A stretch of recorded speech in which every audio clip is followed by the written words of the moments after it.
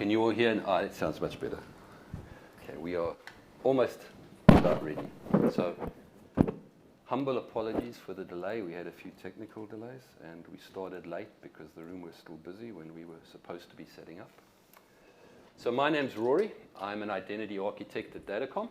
Hi, my name is Girisha, and I'm a software developer at Datacom. So the key message that we'd like you all to take away from our session today .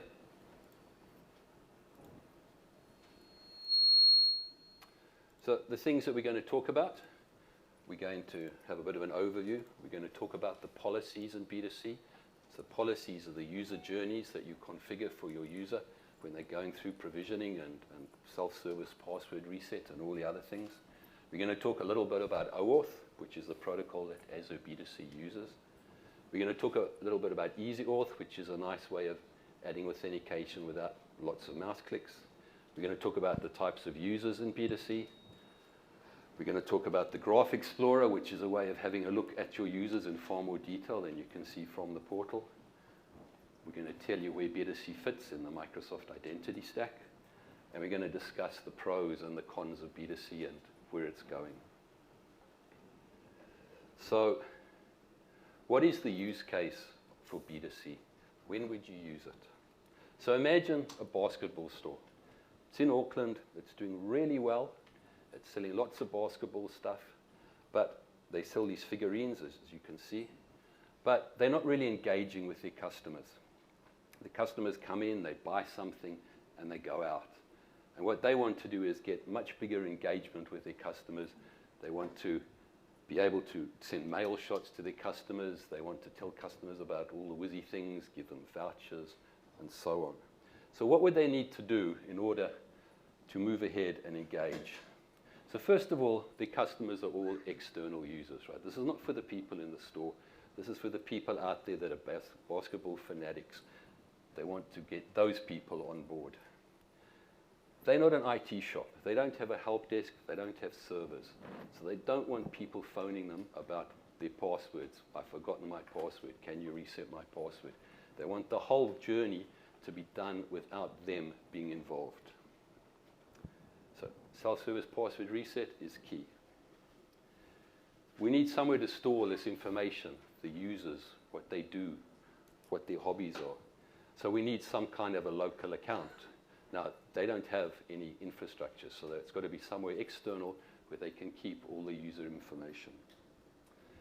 People don't want to go and get another login and password, so they want to use social. So if you've got Microsoft Live or Google or LinkedIn, Amazon, Facebook, why can't you use that? They want it to scale out of the box. So you saw those figurines. Now imagine if they brought out a Stephen Adams figurine. Sales are going to go through the roof. They don't want to worry about the fact that their servers are all overloaded, because the servers being overloaded is costing them business. It's costing them sales. They just want it to work. They want it to be available 24/7.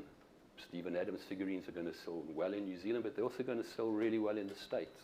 So it's got to be there around the clock. It's got to be high availability. And it's got to be secure. What we have is a list of users, a list of credentials. Unfortunately, a lot of people use the same password across a number of sites. So if someone could hack into this, they could then use those passwords and go and try those user accounts across the internet. Some of you may have heard of Troy Hunt. Troy Hunt's a security expert. He has a site called Have I Been Pawned? And if you go there and register your email, you will get an email from him every time that email appears in a data breach anywhere in the world. So this basketball site does not want to be part of Have I Been Pawned? So it needs to be secure and it needs to be reliable. Now they could go and find a company and get them to do a whole lot of work to do everything that I've just discussed with you. You'd have to write a ton of code because this stuff isn't easy. You'd have to write a whole lot of stuff to handle registration, capture the fields that they want, make sure that the email addresses that they give you are actually valid. You're going to have to handle all the social ones. Each social provider that I showed you has a different API, so you'd need to be across all those different APIs. Maybe you've got premium customers, people that are big spenders. Now maybe those guys you want to give an extra layer of protection, so you want multi-factors for those people. So you'd have to write a whole lot of code to do multi-factor. The bottom line for all of that is that what it's doing is it's adding cost. The cost is important from your external users, but in terms of your business, in terms of your UI, in terms of your sales, it's not actually doing a lot for your business. It's a lot of money on the side. So the answer to everything that I've just been talking about is Azure Active Directory B2C. So B2C stands for business to consumer. Its current state, it's B2C Basic. It's GA in North America since July. It's gone GA in a number of other sites since then. Unfortunately, not yet in Australia. There is also B2C Premium. That's in private preview. It's got quite a lot of features, but so far they haven't actually publicly released any details. So policies are the user journeys inside B2C, the way that the user interacts with your system. So we have a sign-up policy, the kind of attributes that you want to capture when your user signs up. What social providers can you use? Then how do you sign in? What is the journey? What social providers? Maybe you want a converged experience and you want sign up and sign in put together. People obviously want to change their data. They want to edit their profiles. So you want to decide what data they can change. Maybe they can change their name, but there's other things that you don't want them to change. And obviously everything to do with passwords and password resets. So all of these inside B2C are policies, and you can decide how your user goes along that journey. So if we look at the big picture, we've got applications, we've got a group of identity providers, we've got a group of user attributes. So B2C comes with a core set of user attributes. You can extend them. You can decide what attributes you want to capture when the user registers, and you can decide what attributes are going to be sent to the application after a successful sign-in. And the policies basically stretch right across that. Now, B2C runs on top of OpenID Connect and OAuth, and that's a typical OAuth command. And you'll see that the red ones. So Microsoft needed a way of telling the backend what policies to use. Now, there's nothing in OAuth at the moment that allows you to do that. So they've added a custom query string extension where it says P equal. The P stands for policy. That's the policy we're using. And above that, you'll see version 2 of the API, because that's the version that B2C uses. If you've ever logged into Azure, you'll know that it asks you, is this a Microsoft account, or is this an organizational account, or a home or work account? The converged model that's in version 2 is going to allow you to log on, and Microsoft will sort out who you are behind the scenes. And the converged model relies on the version 2 of the API. So we have applications, and application 1, application 2. We've got some sign-up policies, some sign-in policies, some profile editing policies. You can have a different set of policies for every single application. You can have a mix and match, or you can make your life really easy and have one set of policies that goes across all the applications. So if we look at a user journey, a user could come up and say, I'm going to go to policy 1, which is sign up, and that goes through app 1, and you'll see in the OAuth at the bottom, the policy is P1. Another user could sign in to policy 2, which is sign in, going through app 1, and you'll see the policy is P2. Or another user could go through app 2 and use PE, which is profile editing, and they would go through P3. So you can mix and match across the whole range. All right, I've talked a lot about the big picture and how it's all done, and I'm going to hand over to Garisha, and she's actually going to show you how it all works in practice. All right, demo time. So I'm in the old portal at the moment. To create an Azure directory with B2C features, you still have to go to the old portal, and you can't take an existing directory and change it into a B2C directory. You have to create a new one, and in order to do that, you click new, and then you click directory, custom create, and then you give it a name and a domain name, and then you select your origin. It's GA in North America at the moment, so I'm going to select United States, and that little checkbox there, that has to be ticked to make it a B2C directory, and it takes about 2 minutes to create it, so I'm not going to do it now. I've already created a test one here, and in in order to manage all the B2C settings, you have to go to the new portal. So this is the new portal, and it's going to take us there. And you can see my tenant, my domain name here. And then in the settings, there are a couple of sections, and I'll walk you through each one of those one by one. Let's start with applications. So every application in which you want to use Azure AD B2C, you have to register it here. So all you have to do is you give your application a name and specify whether it's a web app or a native client. And then what that will do is, it will, if I click on an existing one, you'll see that it has assigned an application ID to the application. So this is going to be your unique identifier for your app. And then at here you can you have to specify the redirect reply URLs. So if you're using a policy, the policy is aware of where to go back through these reply URLs. So that was applications, and now identity providers. So there's standard Azure Active Directory stuff. Once it loads, yeah. So you can create the users using a username or an email address. I've chosen email address for the default Active Directory stuff. But notice I've also got 3 social identity providers here, Google, Amazon, and Facebook. But there are a couple of more identity providers available, which you can register. One is Microsoft account and another is LinkedIn. So I'll quickly show you the Facebook one and how I created that. So in the Facebook one, you can see that there's just a name and then a client ID and a client secret. So in order to get the client ID and client secret, I had to go to developers.facebook.com there, and then all I did was created a new app. And it needs a name, and then you specify an email address, and then you choose the category. For this one, I've chosen entertainment, and then you click on create app ID, and this is the app which I've already got, and it created an app ID and a secret there, and then I just copied it here, and that's all you need to register an identity provider. And that was identity. Now user attributes. So user attributes are the form fields that you want your users to fill in while they register, or you want them to edit when they're editing their profile, or the claims that you want to get back. In short, this is your database. And there are some built-in ones, as you can see here, and you can also create custom ones. So you can see club name and gender are custom attributes. So I'll quickly create one. So maybe for the basketball store, you want to store a flag called visited store, but at the moment there is only string data type, but hopefully there will be more coming soon, because in the built-in ones I can see a data type apart from string, which is string collection, and also a boolean here. So that was user attributes. And now users and groups is the section in which you can manage your users, and you can create new groups, and you can put specific users in specific groups.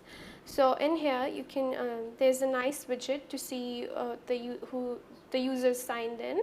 So there were 12 users signed in on October 18, and then there are a total of 5 users in my Active Directory at the moment. And then there's also password reset stuff, which is quite interesting. So you can enable self-service password reset for the users here. So you can enable it for everyone or for a certain group that you create, or you can just disable it and make them manually do that so that they can call a help desk and you do it that way. But you can do the self-service one here. And then you can choose the authentication methods that you want your users to go through when they do the password reset. So either they can do it through an email or a phone number. Also, if you want them to go through 2 methods, you can choose this one. And then they have to go through email and mobile, not just email or mobile. So there's some pretty other cool stuff there, but we won't have enough time to go through all of them. But there's some audit logs here which you can, okay. So there are some audit logs which you can see. You can track the user activities, who signed in, who there was a new user added or deleted. So you can check all that stuff here. And now the policies. So policies they define the journey that your user is going to go through when they sign in or they edit the profile, like which identity providers will they be able to see when they try to sign in or sign up. So let's create a sign up policy and see how it looks like. So add, I'm just going to name it SU, and then here you choose the identity providers. So I'm going to just choose 2 here, and then you choose your sign up attributes. So you can choose city, club name, display name, and email. Then you choose the claims that you want to get back. So maybe I want to know if the user is new, and then I want to read to a different page, and I'll get back to these 2 later in my demo. And that's all you need to do to create any of these policies. I've already created few policies for my demos. So I'll be using this policy here. B2C, notice how it's always appended with B2C_1_. So that's how it's been done. And so this is the policy I'll be using for my demo. And let's go ahead to a project. So this is my .NET Core project. You can see the wroot folder here. I'm just using a .NET Core project just to show that it's compatible with .NET Core. And in my config.json file, you can see the client ID. So client ID is the ID which was the unique identifier for the application that we created in the beginning, and tenant is just my domain name, and this is the standard Azure AD instance, which is login.microsoftonline.com. And then this is the post logout redirect URI and the name of the policies that I'm going to be using in this project. So I'm just going to run it. And yes on that. I'm just going to sign up first with an email address once it loads. So this is our basketball store. And you can see they've got different types of balls and a get in touch form. So let's just sign up. So first I'll sign up using the standard Azure AD stuff, which is with the email address. So now it's redirected us to the login.microsoftonline.com domain, and then we click on sign up, email sign up. And then we put the email address, and notice that it's going to verify the email address beforehand, so your database is going to stay very clean. Let's check if we have got the email.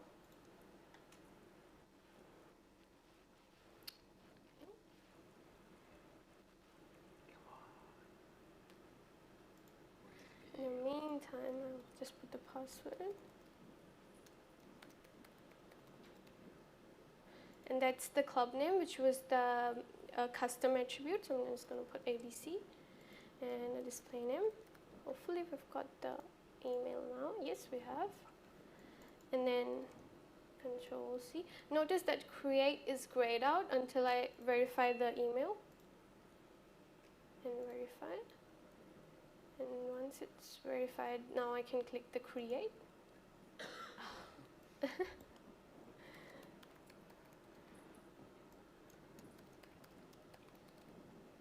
Create. So now we were using B2C_1_ sign up policy, and now the application is aware of who we are. And now let's check the claims that we got back from the policy. This is not a basketball store page. This is just a page for the demo to show you the claims. And here we can see the policy we used and the email address, and notice the extension underscore in front of a custom attribute, and that's just the display name. And that was that was using the standard Azure AD stuff. Now I'll use the social account to sign up, and this time notice it will be much quicker. And now it has taken us to a consent screen to Google, and I'm going to allow that one.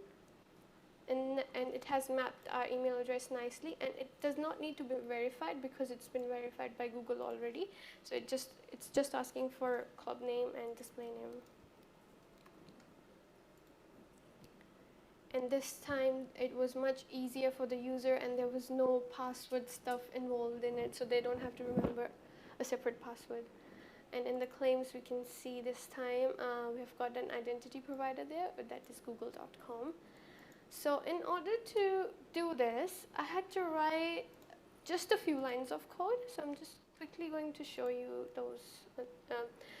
So in my startup class, this is the OIN startup class, I had to register OIN to use OpenID Connect, and then I had to pass in my policy options, sign in policy options, and in my account controller, I'm just using HTTP context.authenticate and using that policy ID. Policy ID is the policy name, and just doing, that's all you need to do to get it going.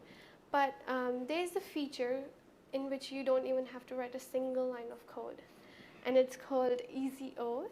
So I'm just quickly going to demonstrate you that. So this is my default directory, and I've got an app service running here.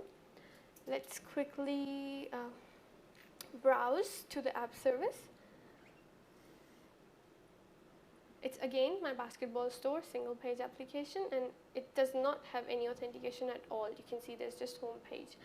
So in order to turn authentication on, so I'll go to authentication authorization, and then I'll turn app service authentication on, and in the authentication providers, I'll choose Azure Active Directory, and in advanced, I'm putting in a client ID. So the client ID is the unique identifier for your application, and then the issuer URL is nothing but the metadata endpoint. So it's that URL, and then you click, and then you put those two things, and you click save. And once it's saved, we'll browse to the app service again. And this time, it should take us to the login.microsoftonline.com page to log in. See, it's now gone there. So without writing even a single line of code, we achieved authentication. So that was Easy Auth. Now, it was 7. Or is it 7? Yeah. Cool. So let's just summarize what we just saw. So we saw some sign up, sign in, and password reset stuff. And we saw we logged in with the local account first, and then with the social account. And we saw Easy Auth. Now over to Rory. So you can see it's really easy to do that stuff. It's all kind of built in. It's not that difficult. So in the old portal, when you want to add users, you can see there's quite a few options here. So these are all admin users, right? These are not the people that are actually the customers. So you can go and add a new user in your organization. It's just someone in Azure AD B2C. You can add a user with an existing Microsoft account. Now imagine all the basketball stores in New Zealand decided to all get together and increase their purchasing power and so on. And they've all got these different Azure tenants. So you can then use the user in another directory, another tenant, so you could get people from other basketball stores in New Zealand to do things inside your tenant if you wanted to have a lot of cooperation. Now imagine if it turned out that was 200 or 300 people.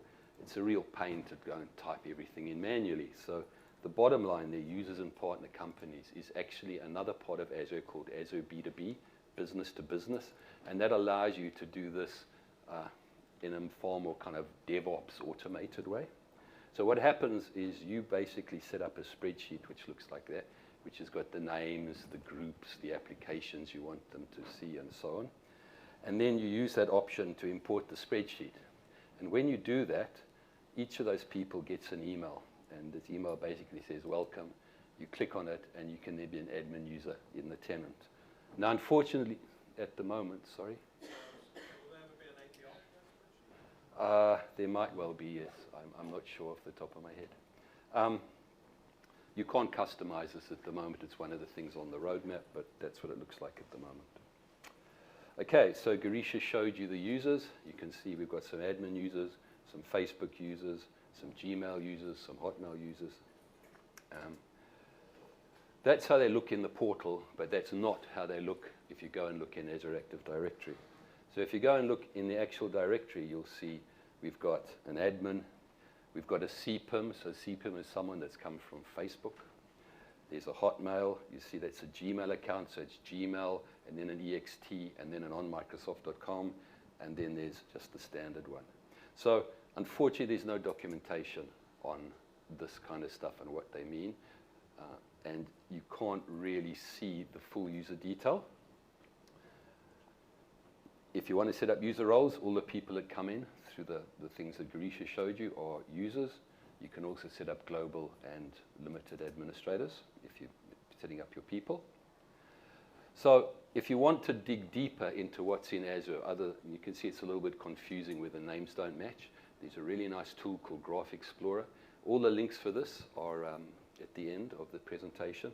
Also, just to point out that the demos that Garisha is showing you are all from the Azure samples on NuGet and GitHub. So you can basically go and do this straight after the session if you want to go and run it for yourself.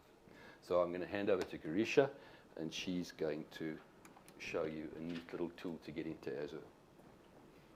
So this is Graph Explorer, and this is the Graph API. So I'm just going to use the demo company here to show what calls we can make. So these are the calls that you can make. Since Rory was talking about users, let's make a get call to users. So get. So you can see it has returned. You can see it has returned nice OData stuff. So you can do your OData filtering on this. And also you can see the user principal names that Rory was talking about, and you can do all sorts of things with it. So that was, if you want to know more about Graph API, there's another session tomorrow in the detail. So I recommend you go to that one. And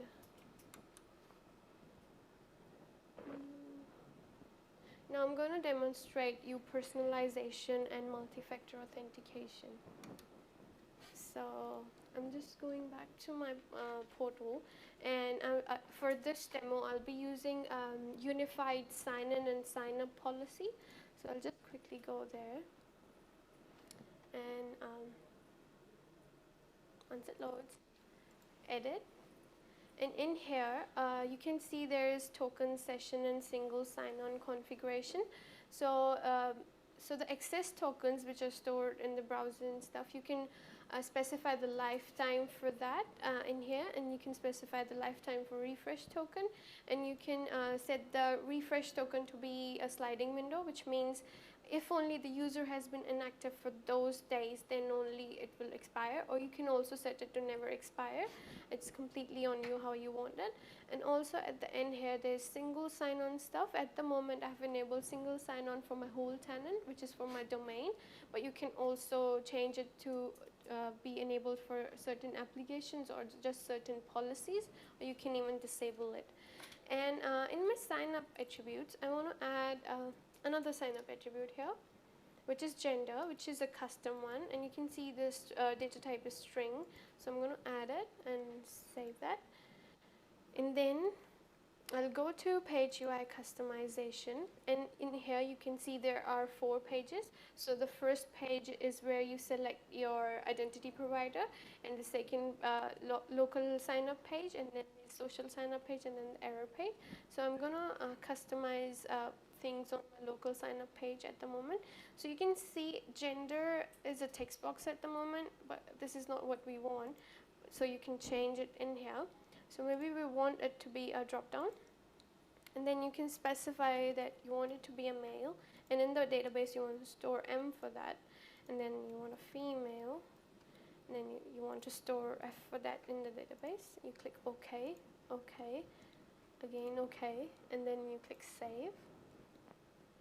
While it's saving, I'll quickly go to my project. This is a .NET 4.5 project, and in the web.config file you can see the same settings, the tenant, the client ID, and the policies I'm using. So I'm just going to run this one, yes, on that. And then it's hopefully saved by now. And then because I'm using a unified policy this time, so I just need one button to sign in and sign up. I don't need 2 buttons. So I'm going to click that, and it's going to redirect us to login.microsoftonline.com. And then in my sign up, there will be a gender field this time, so there it is, and then it's a drop down and not a text box. So that was customization of the user attributes. Now I'm going to customize the looking, because you know the sign up page, it looked like Microsoft. We don't want that. We want it to look like our own basketball store. So let's go ahead and, so I'm just going to do it for one page. So I'm going to take this URL here. This is just an HTML page. I'm going to click yes on that, put that there, okay, and click on save. Once, and while it's doing that, I want to show you how this page looks like. So this is a blank page, there's nothing on it. And if you look at the page source, there's this is just an HTML file, and there are header, meta tags, and there is a script from JavaScript from login.microsoftonline.com, and there are a couple of CSS files here. And in here in the body, notice there is a div tag with ID API in it, and then what will happen is my B2C will populate this div with their own HTML, and then we can decide the styles on those elements using our CSS file. So let's see how it looks now. So now when I click sign in and sign up page, I had to reload it. Cancel. I'll go to the page again. Function F5.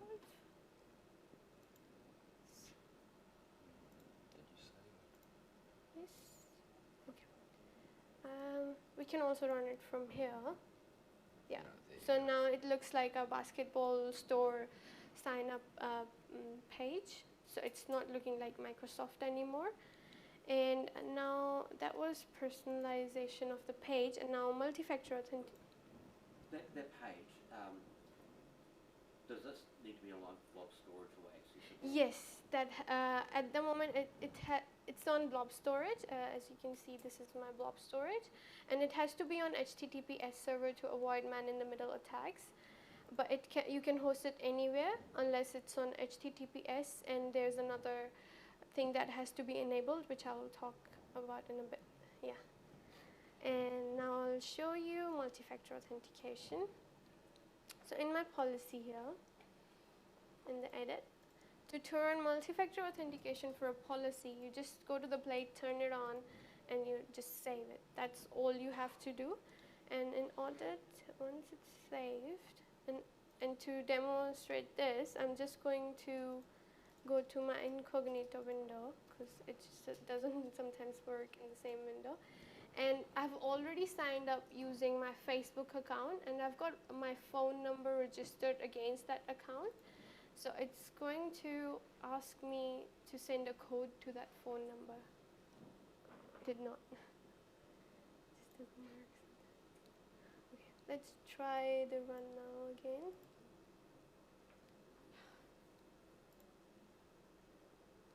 Just decided to screw up. Sign out.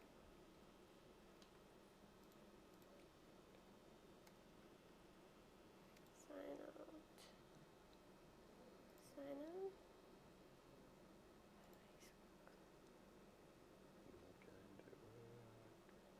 Yeah, this time it worked. So so there was a bit of a lag there. Sorry about that. So now we send a code to my phone, and I should soon get a text. Okay, yeah, I've got it. 152303, and it's going to verify it. And so you can see there's another factor added to your authentication, and now we're in the application. So that was multi-factor authentication.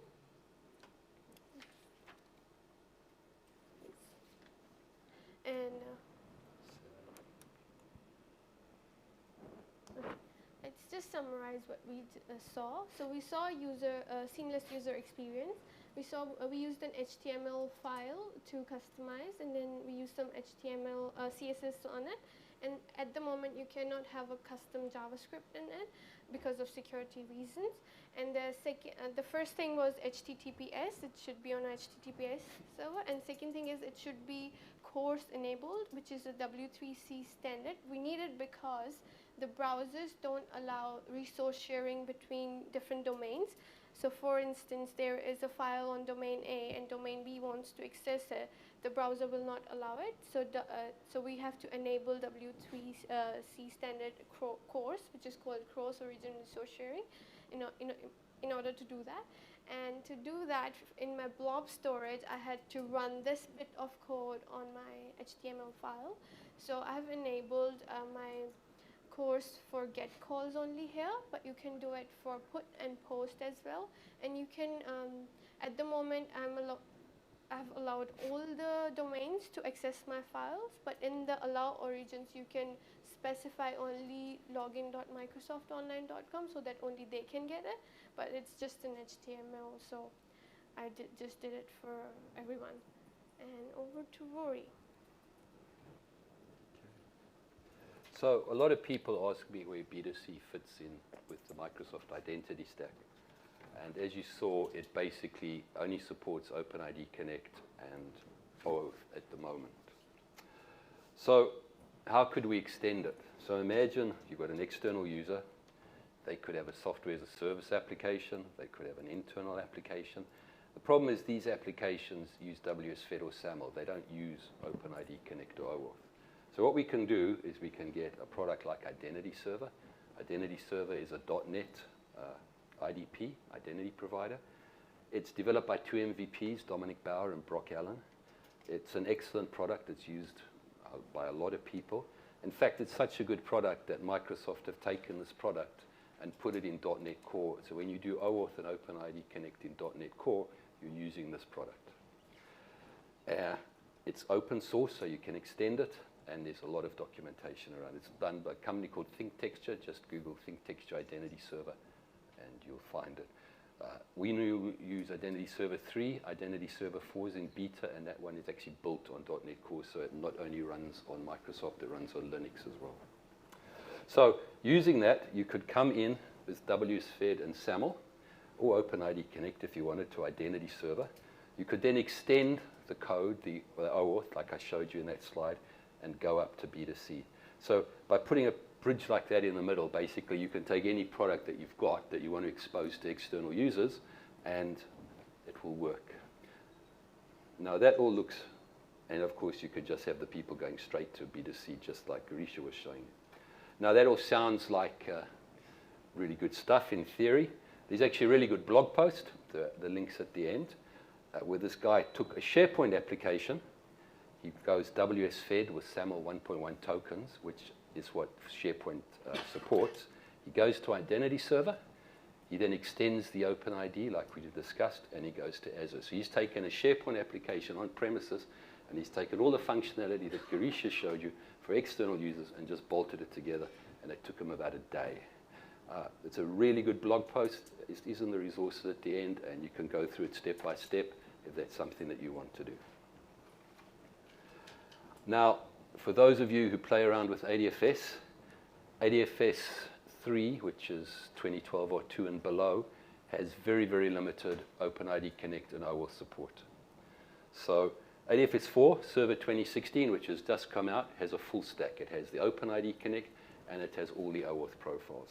So could we take Identity Server out of the previous slide and put ADFS in? Because a lot of people use ADFS, especially when you've got AAD Connect and stuff up to Azure for Office 365.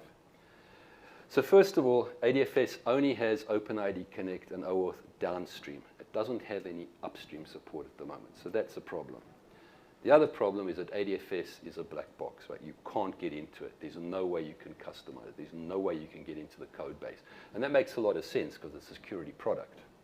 So again, if you do have infrastructure with ADFS, you can do exactly the same thing. You can keep all your existing on-premises structure, put in something like Identity Server, and you can get up to B2C and keep all the stuff that you've got as it is now. Do you have to use Identity Server? No, you don't. You need a good product that has OpenID Connect support and WSFed and SAML, and you need to get into it and be able to write custom code. There's another product that we use quite a lot called Auth0. Go and have a look at that. You could use Auth0 instead of Identity Server because it's got the same characteristics. Pricing, there are 3 ways that it's priced. If you're using local accounts, you pay per user per month. If you're doing authentications, you pay per authentication per month. So if you don't authenticate, you don't pay. And if you want multi-factor, there's a one-off charge. That is free, the first 2, for 50,000 users, which is pretty good. You can see the prices are not exorbitant. They're like hundreds of cents and so on. And down the bottom, we did some calculations. So for 100,000 users, it comes to about $300 a month. You couldn't write the code for $300 a month. This is a, what's going on here? Sorry. This is a Microsoft slide that came from Atlanta when they did the Ignite session there. So they worked across a number of different businesses, bank, parents, e-commerce, LinkedIn, and did some illustrative pricing. You can see at the bottom, the price per user per year, it's like just about nothing. So it is a very cost-effective product. So summary, what's the really good things about B2C? So you get all the functionality that Garisha showed you basically by a little bit of code and a few mouse clicks. Okay? You don't have to spend months and months in development. They don't have to phone your help desk because all the self-service password stuff is built into the product. You can make the page look and feels customized, just so it looks like the rest of your system. They don't even notice that they've gone on to Microsoft. You don't have to roll your own. It's hard to write secure software. It's even harder to write security software. So all that's taken care of. Microsoft have a whitelist and a blacklist team, and they've got a team that's attacking B2C the whole time and trying to find holes in it. If you have multiple applications going into B2C, they have single sign-on across all those applications. So you can have a whole suite of programs, and you only have to log in once. What about from the, if you've got sort of plenty of applications, what if you want to sort of query as to, can you sort of manage what permissions the user might have for a particular app from within B2C? So it's sort of within the app itself. So yeah, it's still, there's a lot of stuff on the roadmap, but the kind of app permissions, they are there. There are groups in Azure Active Directory, but it's nowhere near. So there's no concept of Azure AD Premium, which has got all those really whizzy group management features.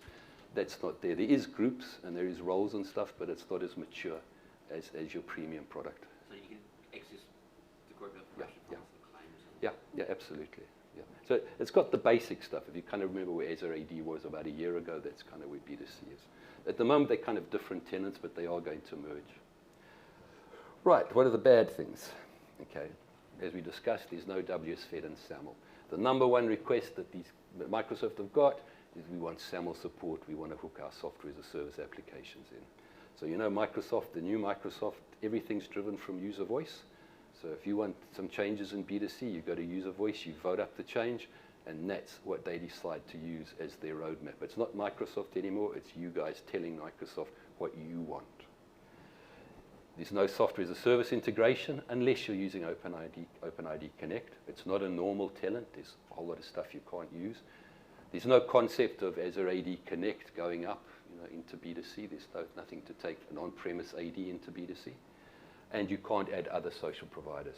However, everything on that list, I can tell you, is on the roadmap, and it will be resolved. So you can look forward to a better product. Now, some people get confused about the first screen where I showed you, where you do the admins and the users doing the flows that Garisha showed you.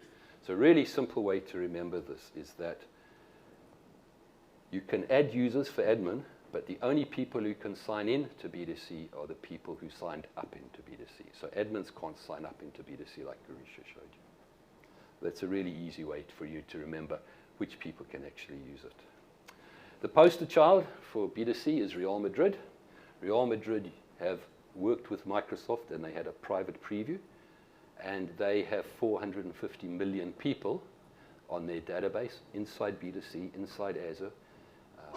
Like most Azure things, this directory is stored on 3 different geographic locations, so you don't have to worry about redundancy. The comments of the head of digital are on the slide. There's a seamless experience across web and mobile. It's fully customized without a ton of code, and they don't have to worry about security, they don't have to worry about data breaches, and it's just scaled. You know, when people were signing up in the middle, it just scaled. They don't have any issues. So that is the poster child, and it's done really well for them. Okay, sorry we've kind of rushed through it a little bit to try and pull it all back on time because we were a bit late. So that's coming to the end of our session. Again, the key message that I'd like you all to take away. We do have some other identity sessions coming up. There's one later on today about what you know to want to be in the cloud. The one Garisha talked about tomorrow morning, deep dive into the Graph API. The one tomorrow afternoon, OpenID Connect OAuth, I'm doing that session, so that's my second session at Ignite. It's all about OpenID Connect OAuth with Azure AD and ADFS on Server 2016. And then there's one on Thursday about passwordless authentication. So if you're interested in identity, please make an effort to go along to these sessions. The resources, so there's the stuff up on B2C. There's some samples, the stuff that Garisha showed you. Easy Auth, that is an amazing feature. It is, no one seems to know about it. You do not, it's not only B2C that can use it. Any app service can use Easy Auth. It's really a good, really nice service. The Graph Explorer stuff. The one at the bottom, the SharePoint, that is the link I told you about where the guy actually did it with SharePoint. It's a really nice blog article. And thank you very, very much for coming to our session. Please evaluate the session. There's a whole lot of cool prizes. And enjoy the rest of Ignite. Thank you.